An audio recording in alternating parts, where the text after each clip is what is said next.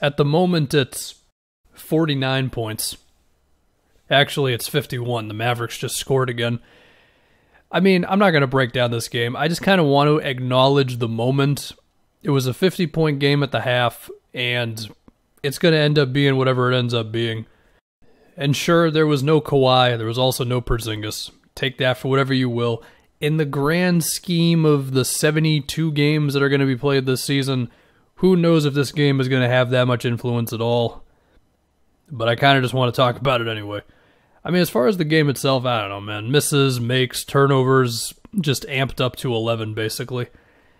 The thing that was talked about on NBA TV, which, sure, why not? Bring this up.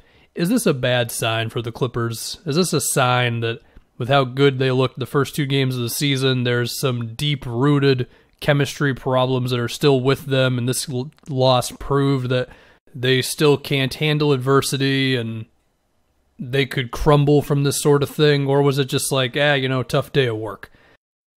I don't know, man. I mean, the Lakers got beat by 20-something by the Clippers on opening night, and we weren't freaking out about that one at all. You could be cynical and be like, well, this is a sign that the Clippers have not really changed, even if the personnel has switched up a bit. Or it could be totally fine, because it's the 3rd game of the season, and it was, noon for them? And the Mavericks have also been in LA for a couple days, because they already played the Lakers, and, the Mavs might have been more comfortable in that arena than the Clippers.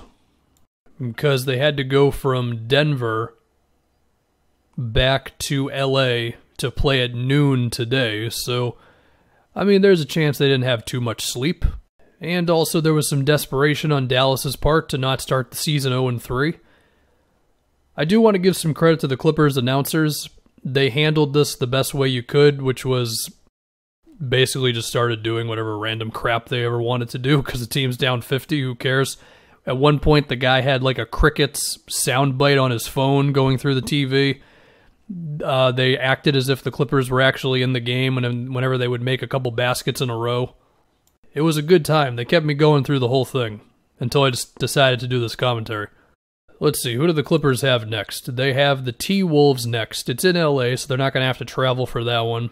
They're probably going to be looking to bounce back, so the Wolves, they're probably going to have to come pretty prepared for that one. But even then, the T-Wolves have been all right to start the season. Towns has a wrist thing. We'll see what that means.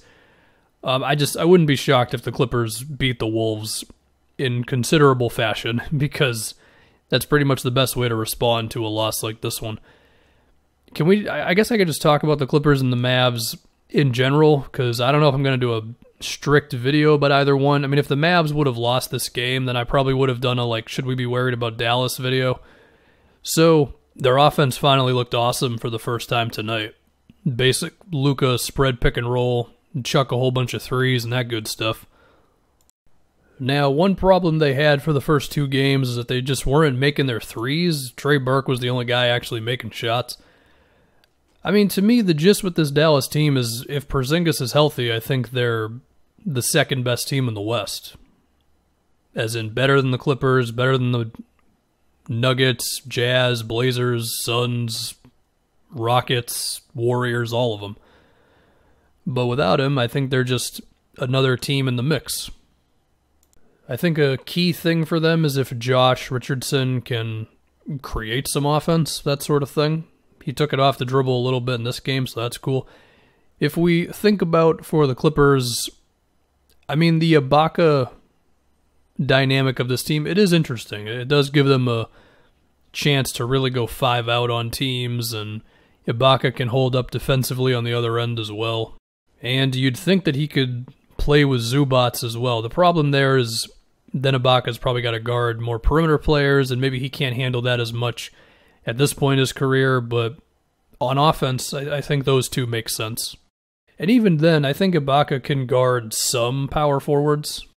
So yeah, I don't really know what else to talk about. I don't think I'm going to stretch this video out super long. I just kind of wanted to acknowledge the existence of this blowout. And whether it ends up being an influential moment in either one of these teams' seasons, I don't know. But all we can do at the moment is react to it, and that's kind of what I'm doing.